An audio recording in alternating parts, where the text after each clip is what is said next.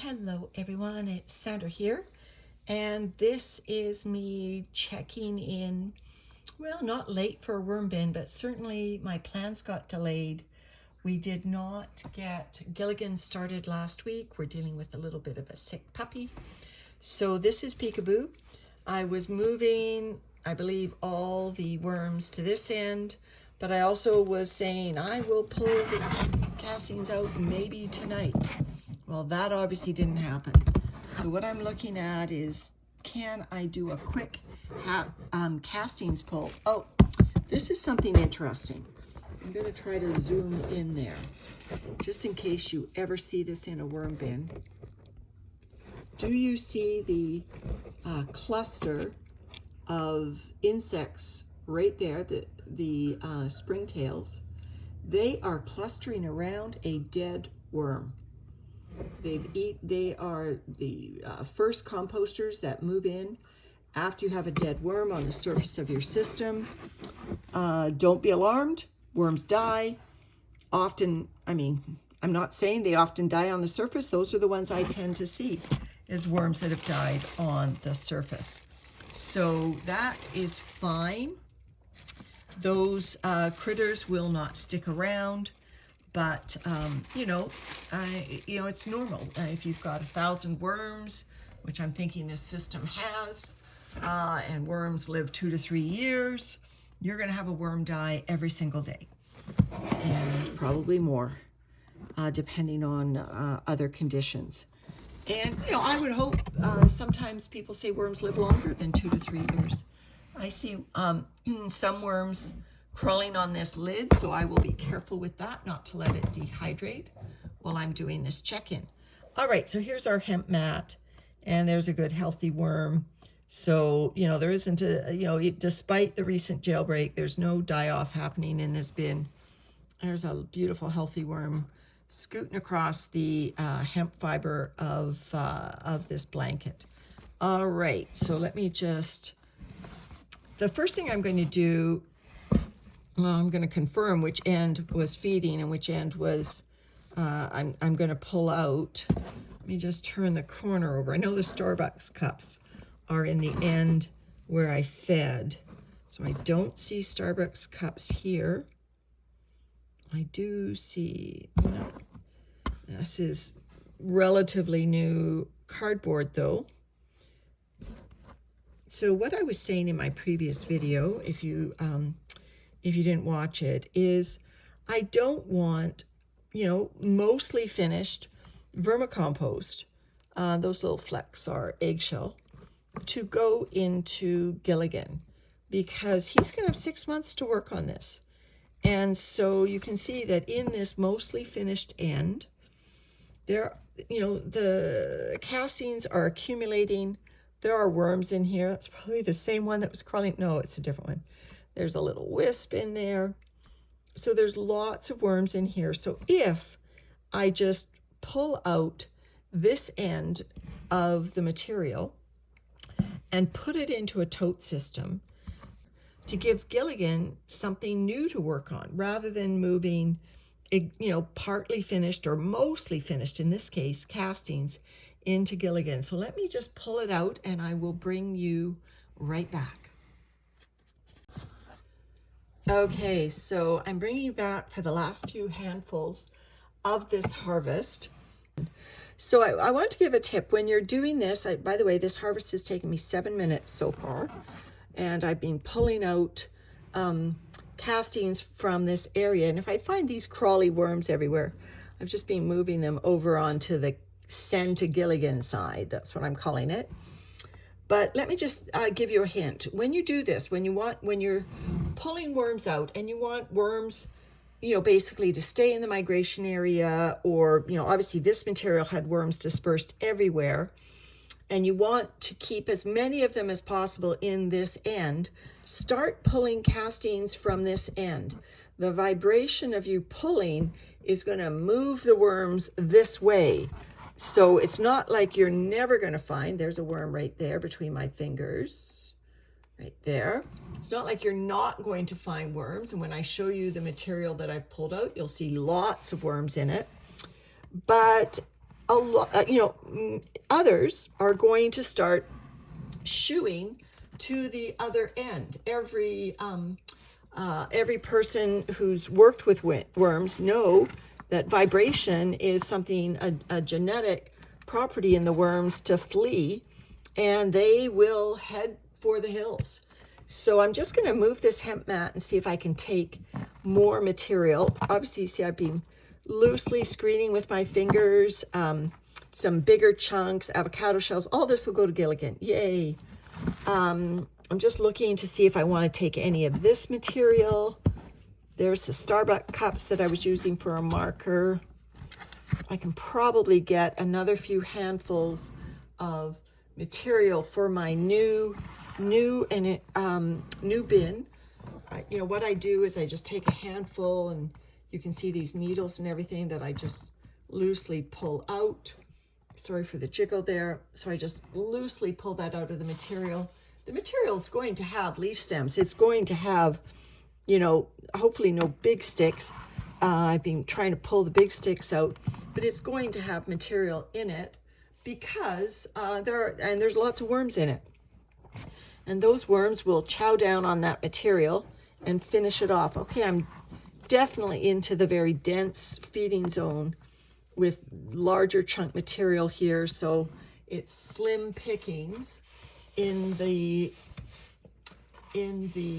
area. I've tried to keep, things like our ever-present lobster shell, the big thick lobster claw bits in here. And this is probably enough of Gilligan's microbiome. Let me just spread it out now. You'll get a better view of it. Here's the Starbucks cups that I had. And so all of this now will go into Gilligan, and that gives Gilligan a really healthy shot of a microbiome to start off his new adventure. It's going to get Peekaboo, and this is Peekaboo and Eat My Shorts microbiome. There's that piece of hemp mat that I've been burying. So look at the worms in the hemp mat. They love it. I can't spot any cocoons on it right away for you, but I bet they are in there. When this is on top of Gilligan, I find cocoons in this all the time, which is why when it was in Gilligan, I think you find so many wisps. I think the cocoons rub off when the worms go in and out of it, and you can see the worms crawling in and out of the hemp. All right, so I'm just loosening up the rest of this. So these sticks and everything are going to go into Gilligan, and he can have 6 months to work on them. Avocado shells, of course. So these are the worms that we're trying to escape in the jailbreak, if you watched that video. And they're now behaving. Good worms. All right, so what I need to do is I need to bolster their bedding because, we are now, I'll say it again, a day or two away from refilling. Sorry about the jiggling. I'm kind of leaning heavily on this here. We are a day or two away from refilling Gilligan. So what I'm going to do is I am going to give a feeding to this bin. No sense letting these worms wait and get hungry until we get them into Gilligan. I'm going to give them some cardboard bedding first. And this bedding is dry, but that's okay. Just dumping here. I want a whole bunch of bedding in Gilligan. So a whole bunch of cardboard's going in. This is world composting quantities of bedding. Hey Noel, if you watch my videos, he actually gives more than this. But there's a whole bunch of bedding. And I've got a very wet feeding. So you can see the liquid in here. And you can actually probably see in the feeding, I put it through my food processor, but some of it, you know how it catches up in the blades and whatnot. Some of this didn't blend up. And so it's still in larger chunk material. But you know what's in here? Watermelon. We had still leftover watermelon, and like I said, our dog is sick and we're feeding our dog watermelon now. And so here are some stems that obviously were in the blender but didn't blend. So this is a very moist, sloppy feeding. I've already dropped some of it on the floor. So there we go. So a really all over feeding for the worms in Peekaboo. And I'll just give them more bedding on top. Now that food already has pulverized eggshells in it. So what I am doing is I'm giving them a lot of cardboard, because all this is going to be going into Gilligan. And the more cardboard, the more bedding we can start Gilligan with, the better, in my opinion. There we go. So that is more bedding than I normally would add to a system, even after a healthy feeding like that. I am just dampening it down right now with my mister. The cardboard that I added first will be dampened down amply by the food, and then I'm just dampening down this top layer here. I just want to make sure if I move this in the next day or two, this cardboard is well moistened through and through. There's no lid on this bin, and we all know why. If you watch the jailbreak, we all know why there's no lid on this bin. So well moistened cardboard. And I can just pull it right into the far reaches of all corners. I'm going to have to pull a few worms off the wall. I will show you castings that I just pulled from Peekaboo. Just a moment. All right, so here are the castings I just pulled from Peekaboo. Now this is more vermicompost than it is castings. There are unfinished bits of bedding in here. I tried to pull the big bits out. There are lots of worms in here. So I made no attempt to migrate. I missed my migration window with the worms that I was trying to get to one end for Gilligan. So these worms that are in here as a new worm bin until I decide that there are too many of them. There's a bit of lobster shell, so I'll add that back to Peekaboo.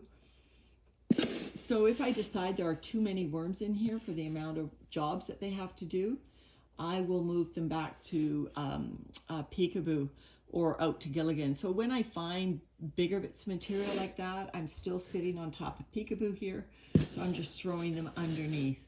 So what we're going to find in here, hopefully, is enough worms to finish the job, and I will have to start feeding this bin. Probably not give it a lot of new bedding, but I will have to start feeding it and getting the worms to finish up this material. So at 6 weeks, I anticipate we will be able to use these castings and this cardboard and other smaller bits of carbon will all be eaten up. All right, everyone, take care.